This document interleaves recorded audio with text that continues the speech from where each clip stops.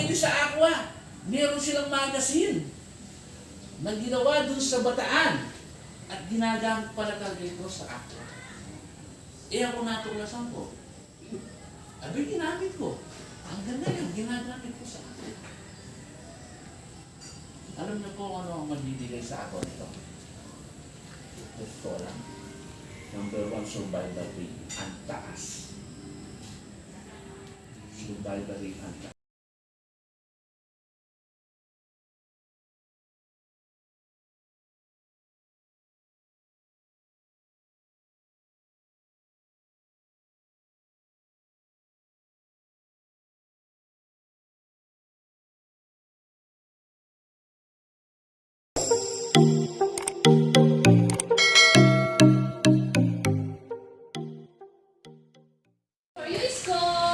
So mga ka-agri, ito na po ang ating mga hinihintay ng mga bisita.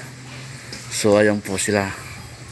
Actually, sabi sa akin ni Ma'am Lan, tatlong sasakyan? Tatlong sasakyan po sila, no? Sir, vlogger kasi ito eh. So sila po ay galing ng Manila. Laguna. May mga Laguna, ito po. Ayan, anong mga lugar to? Laguna. From Benguet. Benguet. Wow. From Benguet. Ito, Benguet na pala to. So, yan po sila. Iba-ibang mga lugar ko kayo, sir? Opo. So, meron po kami from Laguna, Batangas, Benguet. Mountain Province. Mountain Province. Ang lalayo pala ang pinanggalingan. So, Quezon. Quezon. So, siyempre kasama si Sir Vic. Ito po. Quezon City. Sir Vic, no?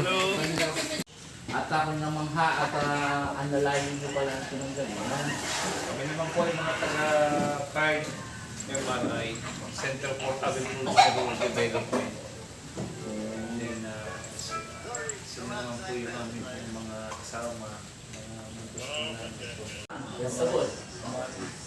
Meron din po tayong cut flowers. Okay na. Nalenta, kompleto po kami. So, ako po yung magpapakilala muna ko sa inyo. Ako po, ay sir, ayun po yung mga sir na. Ako po ay si Ernesto G. Lacson. No? May-ari po nito ng pastor na to. So, isa rin po tayong, baka sino ang may familiar sa inyo na mga local farmer technician.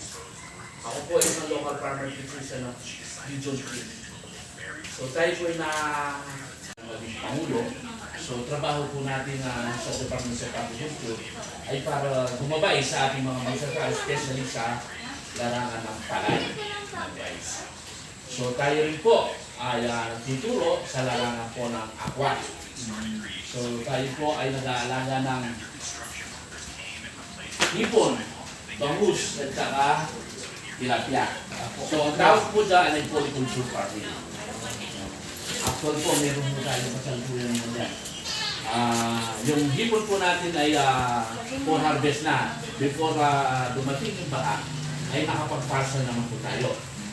So, naka-16 na cooler na po tayo bago dumating ang baka. Pero kanina nag-monitor po tayo. Kaninang maaga, Sir Vic, ay ako'y maagang nagising na 5:30. So, nag-float. At minunto tayo. Akala ko kasi nasilahan mo tayo kasi nandito. Tapos init, akala ko na nakakawala na. So, Pwedeng makita namin mami. opo, pwede po masya. Kaya lang po ang hipon niyan, hindi na natin siya makikita. Usually, morning. Pag umaga kasi, ang dissolved oxygen ng ating tubig ay napakababa. So, ang ating mga isda ay sigurado umaangat. Sila po So, isa po sa pamamaraan ng pagmumonitor ay minsan umapaibabaw ang ating mga isda. So, gusto magmumonitor yung maalang ang ipon. So, kaya kaninang umaga ay natutuwa naman po ako salamat sa Panginoon. At meron pa tayo kukunin ng mga ipon. No? Actually, na to, dahil si Ma'am Lani dati nire-report ko, only 39 days. 39 days nakapag-harvest, partial harvest. Ang ating hipon ay parang pansaw. May maliliit pa, pansaw. Kaya lang, napilitan akong magbawas o partial harvest dahil nga po maibabaw. Minsan may mga sinyales na walang oras ay kung maibabaw ang ating mga hipon. Parang mabungol ka. So in short, ang hipon hindi mo alam kung nandiyan pa o wala na. Pag namatay si hipon, hindi naman siya lulutang. Hindi tulad ng tilapia, hindi tulad ako, lumulutang siya. So si hipon, hindi mo alam. Matutunaw siyang pusa, hindi mo na alam kung meron mo. So yung mga 39 days na kapag partial harvest tayo, ang kilo ay 260 pesos. Hindi na masama. Dati 180 lang yun. So nung 260, asabi ko sa sarili ko, go na. Yung partial harvest. Kaya nga kapag harvest tayo na 16 kilo ko na tayo. Pero ngayon, nagpalitaw sila kanina ng umaga, ganito lang. Umabot ng 3,500 o 3,000 na lang. Di ba 2018? Di ba mga ganyan na yan? Pandemic. Before pandemic, nagka-problema ang mga magsasaka dahil sa laki ng halaga ng mga synthetic fertilizer. Tama po ba? Okay. So, ng mga private company, bio-fertilizer, saan ibinaba ang programa at ibinato? Hindi sa PhilRice, sa amin mga local farmer production. Actual na ginagawa namin. So in short, tayo po, ng mga panahon na yun, kung di ako magkakamali, 2000, gusto nilang i-actual dito sa ating farm para sa larangan ng rice. Doon po nabuto sa yun. Kung gusto nyo makita ang resulta nun, may YouTube channel ako. Lumitaw po dun. Ang actual na lecture ko, tapos actual na harvest namin, kung lumitaw ang paggamit ng masina po. So in short, pwede pala. Kahit sir, hindi tayo gumamit ng karamihan ng synthetic fertilizer at ito lang ang gamitin natin. Nagkaroon po ng sagot. So in short, pwede pa. So hanggang ngayon na, marami pa rin trial taon-taon yung mga biofertilizer. Dahil po ang aking farm dito ay dual purpose. Pag wet season, isda. Pag dry season, palay siya. Dahil po ang lugar namin, makita nyo ngayon, may tubig sa bahay.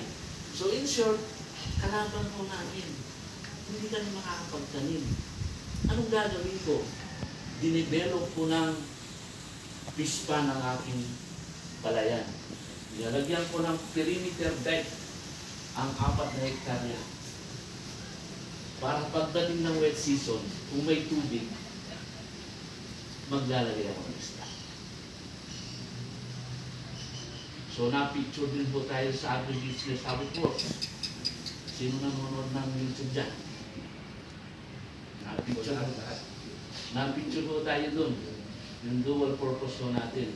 So in short, hindi po tayo isa ng pagkain ng isda. So, doon po lumitaw. So, kanina, binigyan ko na yun ng numero.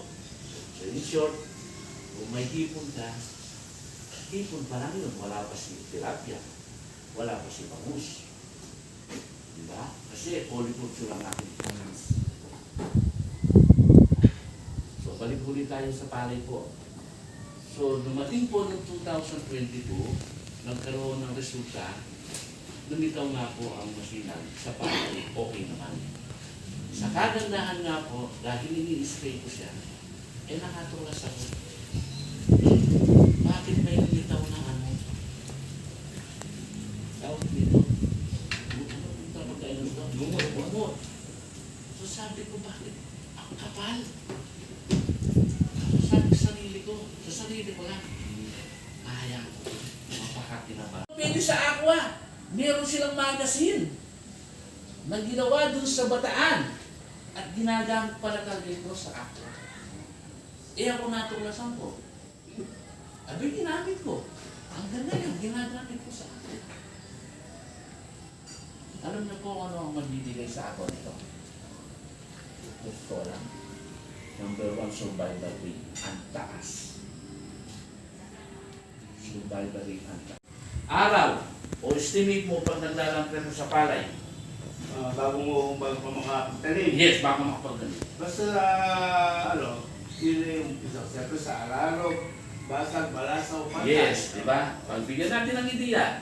Araro, 1 week. Suyod, 1 week. Pantay, Balasaw. Balasa. Balasaw. almost 1 week. Tapos, Patay. matanim na. Umaabot tayo ng 25 to 30 days. Tama? Oo, tama. Sa aqua, ganun din. Eh, yung ibang nag-aqua, kumita. Kumita sila. Abay, pinatuyo. Lalagyan na ng tubig. Huwag lalagay na agad. O, pag nagkaroon ng problema, ba't kaya mo yan?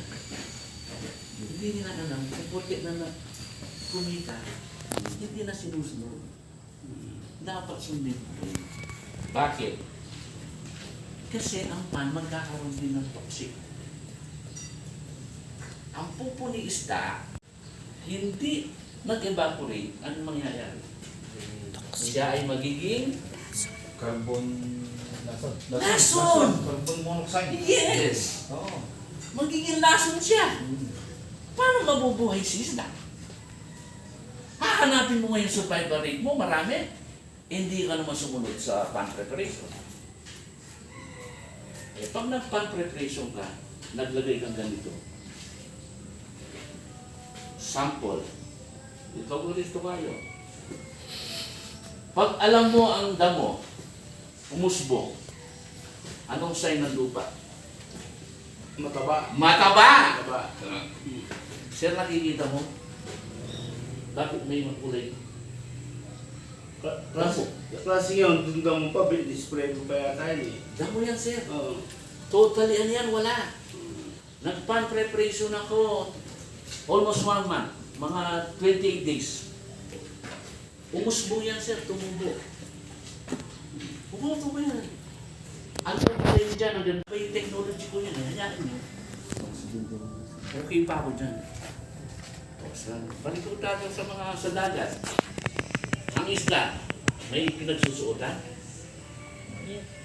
Di ba? Natural, habitat, di ba?